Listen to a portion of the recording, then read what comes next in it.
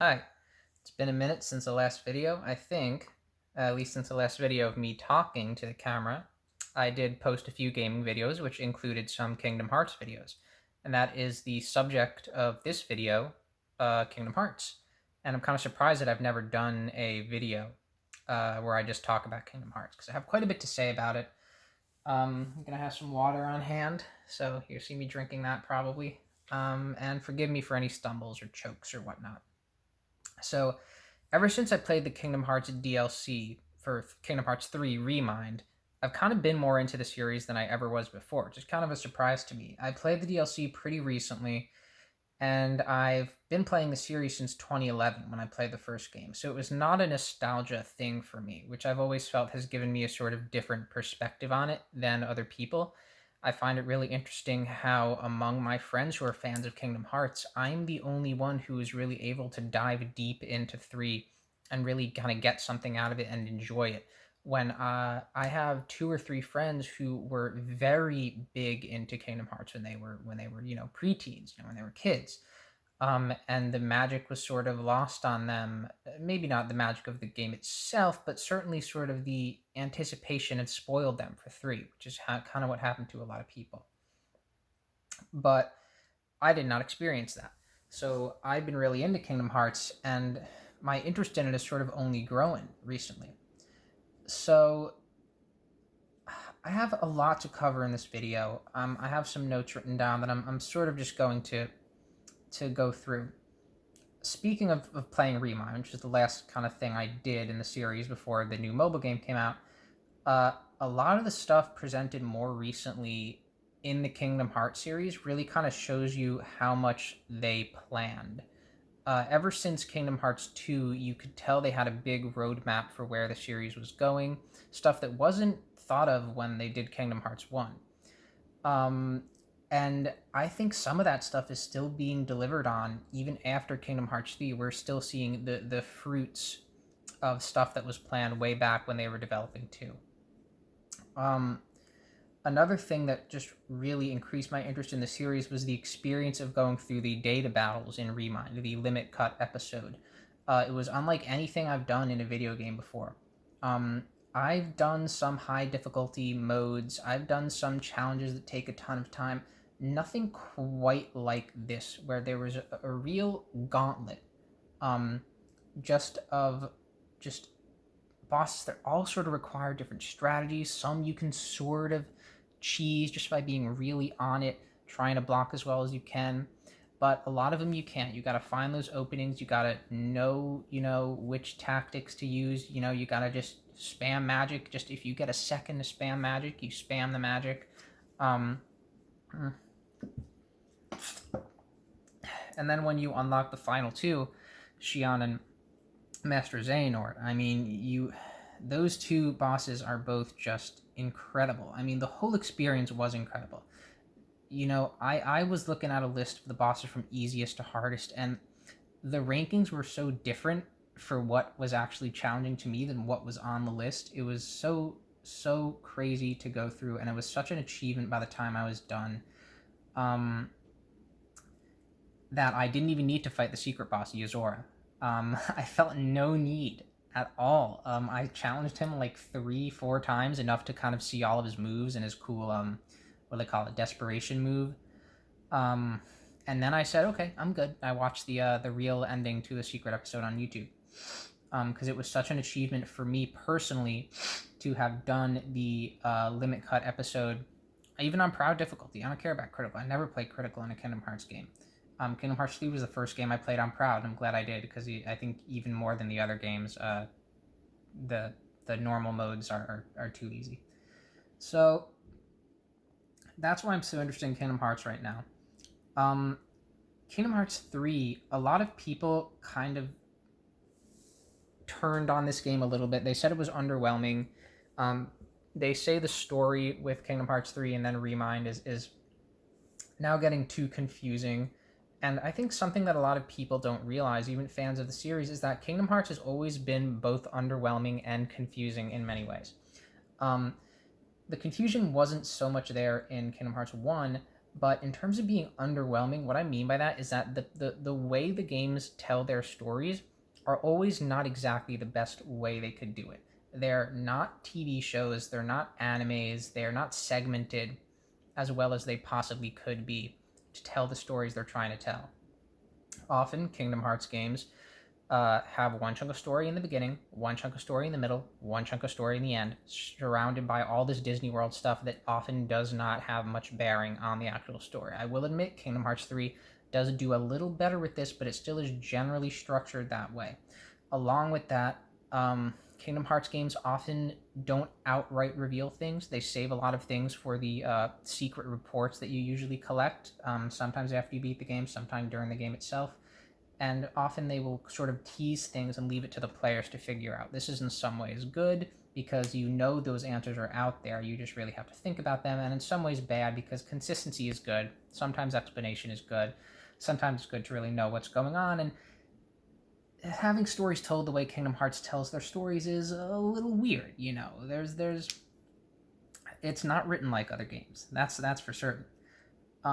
Kingdom Hearts 3 is an undercooked game in terms of its development, but in terms of anything compared to anything about the story, um, I'm more lamenting the Frozen world, which is clearly meddled in by Disney, and the final, not the world called the final world, but the final world of the game Scala ad Kylum, which was probably unfinished because we have a quote from Tetsuya Nomura a while before the game came out saying this game's final world is going to be bigger than all of Kingdom Hearts 1 combined. Scala ad Kylum was not bigger than all of Kingdom Hearts 1 combined. It was just one larger room, essentially, with more added in the DLC.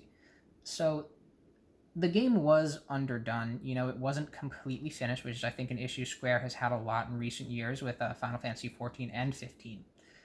But I will say, I think a lot of the finale stuff in 3 they got right. A lot of the character stuff, anything with those characters who you know were left waiting for reunions, you know, Axel, Aqua, Ventus, all those guys, all that stuff was done really well. They got Yensid in there for a moment. There was just a lot of good stuff, you know. Kairi unfortunately didn't get to be cool, but the story was centered around her in you know a lot of ways. Then she did get to be cool in the DLC, so that only made it better. And you know, not only do we get more of Kairi and Remind, but now this other upcoming rhythm game, Melody of Memory, it looks like it will be mainly about Kairi, which is why it's kind of strange that you play as Sora, but I assume Kairi will be playable also. And this game, Melody of Memory, is very exciting. I should mention, by the way, Melody of Memory, MOM, is also the acronym version of the Master of Masters, who's a very important character in the Kingdom Hearts lore now. Game's really exciting to me. It's been a long time since I played a rhythm game. Really nice to see Kingdom Hearts' old graphical style again, and sort of get more information filled in about Kairi's past that we've sort of seen a bit of. We've heard it hinted a lot of times. You know, like a lot of this. You know, she's heavily connected to the Radiant Garden.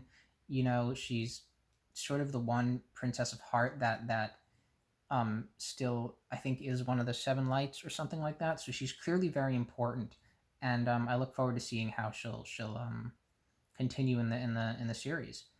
And I think the game is gonna probably tie up other loose ends for the sort of the what we call, you know, the Dark Seeker saga that we've been going through in Kingdom Hearts, which didn't necessarily end with 3 because there's still a lot going on, and you know we're still finding out more stuff in the mobile games, which is I would say, you know, kind of related to the Dark Seeker stuff, maybe beyond as well. So I mean, I think a rhythm game is a really cool prospect. I would love for more Kingdom Hearts quote unquote spin-off games to be more non-standard stuff, like maybe even an RTS or something weird like that. I don't know, you know, kind of a Kingdom Hearts puzzle game, you know, make their own kind of panel de pon style, sort of like, you know, make up their own gameplay for that. I would like to see that. And just as always, have it be important to the story. So, in terms of just the other Kingdom Hearts stuff that is going on right now, Kingdom Hearts Unchained Cross, as it is called, or Unchained Cross Dark Road. I don't plan to play it. I did try it out years ago.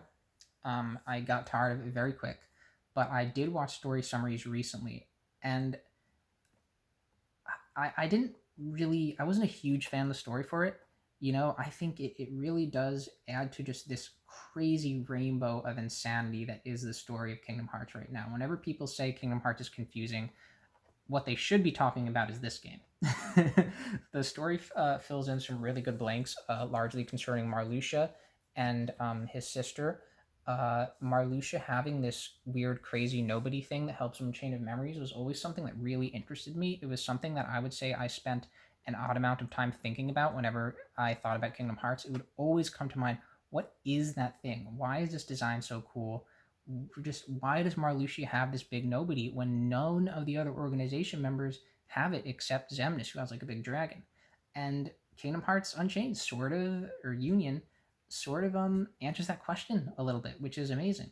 Um, However, the story of the game is so weird and convoluted.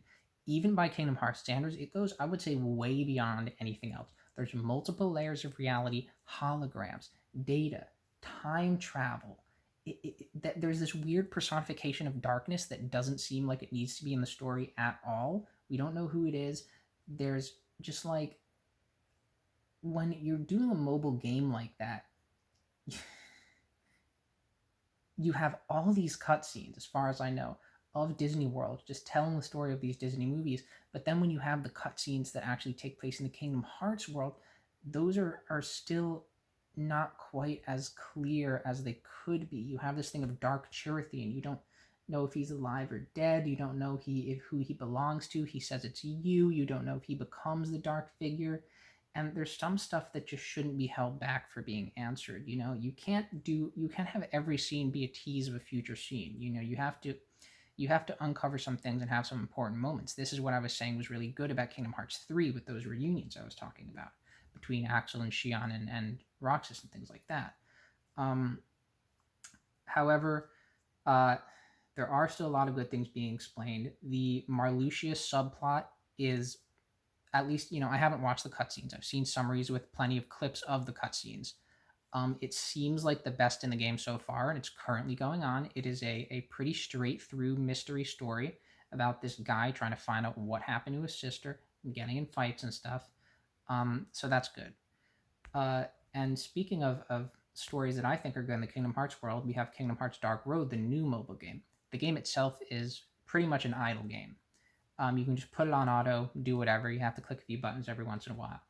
I both like and dislike this because I've never really liked the mobile game grind. So I like having the feeling of going through a mobile game and getting those sweet, sweet endorphins and achievements that mobile games give you, while not really having to play it that much. However, is doing the mobile game grind while having to tap only a few buttons really that dissimilar from doing the mobile game grind and being more involved?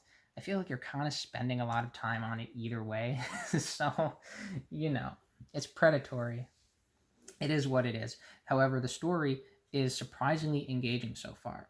From what I've seen, despite various reactions to the gameplay, it seems like the story of Dark Road, which is pretty scant up to this point, has still had a very good reception just because of the strength of those few cutscenes that we have gotten.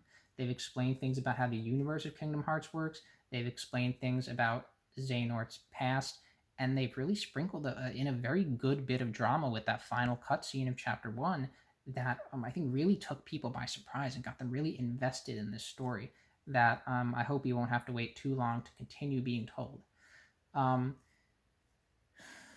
It's really interesting to me that Nomura said he considered dropping this story and not telling it. So it really makes me wonder what's going to happen here and how much bearing it is going to have on the rest of the series. And if it has no bearing, maybe that's a good thing, because maybe that just means it'll be a good story on its own, which I wouldn't mind. Some sort of contained Kingdom Hearts story that is strong because of what it does and not necessarily how it connects to everything else, which is a lot of what's interesting about Kingdom Hearts is, the web of everything that you find out. So that's what's going on currently in Kingdom Hearts, and that's sort of my thoughts on all that. But in the future, there's something very different coming, and this is in the form of Yozora, the secret boss, the new character, who was first seen in the Toy Story world of Kingdom Hearts 3 as a video game character, but now we know is in some way very, very real. Now, I did not like the idea of Yozora being real at first. I really didn't like it when I saw him in the secret ending. I was like, why do they have to do this? Like, what is Nomura trying to do? Is this supposed to be some weird kind of comeback from having his versus 13 ideas turned into something else? What is it? But the Remind DLC in the secret episode really crystallized, which is actually a funny pun. I have that word in my notes. That's quite apropos now that I think about it. Really crystallized things for me, and now I'm genuinely excited to see what happens with Yuzora. You can see that Yuzora is not simply a reference to Versus 13. You can see that there's more going on with him, with Luke Sword, who I love being involved because he's voiced by my favorite voice actor, with Demix, presumably. And you can really see that there is and has been a plan here with what is going on with this character. And what I think is going on is this sort of other side of the Kingdom Hearts universe. So the Kingdom Hearts universe itself has a lot of areas and worlds and levels to it, kind of like Norse mythology, how you have the Alfheim and the Niflheim and where humans live. And similar to that, the Kingdom Hearts universe has all that, but I think there is also the contained universe, and there's a mirror image of that, and I think that's where Yuzora is. The final world in Kingdom Hearts 3, not Skylat Kylan, but the actual world called the final world, is just an endless, glittering sort of daytime. The final world that Sora wakes up in the secret episode where he meets Yuzora is nighttime. So I mean that we're seeing the flip, we're seeing the opposite. There are hints in the arena where you fight Yuzora that there are buildings with what looks like kind of almost ads for Kingdom Hearts in the background. They're more just symbols, but people speculate that Kingdom Hearts is a video game that exists in Yuzora's world, which once again is silly, but when you consider everything put together, it's really less about it being some sort of weird meta commentary on Versus 13 than it sort of just is some weird lore, thing theming of what's real, what's not, the sort of dreams, connection between dreams and reality, all the stuff that Kingdom Hearts has almost always been into. Way back to that very first quote from the start of the original game, which is then featured at the end of the secret episode, which apparently Nomura has said is a very important quote. I've been having these weird dreams lately. Is any of this real or not? So I'm really looking forward to sort of this other side of Kingdom Hearts, and I think that's a good way to describe it, because I have a feeling that what we see next for Yuzora, at least, is going to be very different. I think his world is probably structured differently. This game may be a non-Disney game, which I know some people have been asking for. It may not take place with a bunch of different themed worlds that you have to travel to by gummy ship. It might be one big open world. It might be the fantasy based on reality that Final Fantasy Versus 13 was. And more of a genuine usage of those ideas because Nomura loves them instead of some weird sort of joke, which is sort of what I thought it was at first. That's why I didn't like it. So it's a cool way for Nomura to reuse those ideas. It could be a reboot of the series for a slightly different, older audience. Those people who just couldn't really feel the spark of Kingdom Hearts 3 because they'd waited so long. There's a rumor that the reason I'm kind of saying this stuff and saying it like it's going to be its own game is because the rumors are that it is going to be its own game. There's a rumor of a game called Kingdom Hearts Oath that I assume will be sort of the Yuzora game. Before then, Yuzora would obviously be folded into the rest of the story. So there's a lot of exciting stuff going on in the future, and that's all I've written in the notes, but I know there is so much more that I had to say. There's just so much about Kingdom Hearts that I've just been learning recently. Just these little tidbits they sprinkled into the early games where I go, oh, that's what that was. That's what that meant. I only just learned that I think a question a lot of people had was, if Kingdom Hearts is a moon-shaped heart in the later games, why is it this weird door in the first game? It's not the door, but you can actually see the silhouette of a heart behind the door in the first game, so that was in mind even back then. And there's, I think, a lot of faith that there will be answers to a lot of this, even if they're revealed in a very roundabout, weird, obfuscated way, as they often are in Kingdom Hearts. There are going to be answers, and I love that revealing. I think that's what attracts a lot of people to the story of Kingdom Hearts, even though so much of it is told in a weird way, is that the revealing and revelation of mysteries is just in itself a cool thing to experience. You reveal the mystery behind the mystery behind the mystery, and just having that is so unique. And there's not another story that has quite as many layers as Kingdom Hearts does, which is what makes it super ridiculous, but which is also what makes it kind of attractive. So while I would love to see self-contained, start, finish, strong character arc stories in Kingdom Hearts, I'll be satisfied with what we do get if it's wrapped up in this crazy web of mysteries. Um, Almost like Twin Peaks in a way when you think about it. Anyway, please let me know your thoughts on Kingdom Hearts in the future of the series in the comments.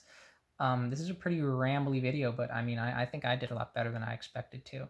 So thanks for watching, and man, who knows what's going to happen in the future of this freaking series? Could be going on for a long time yet.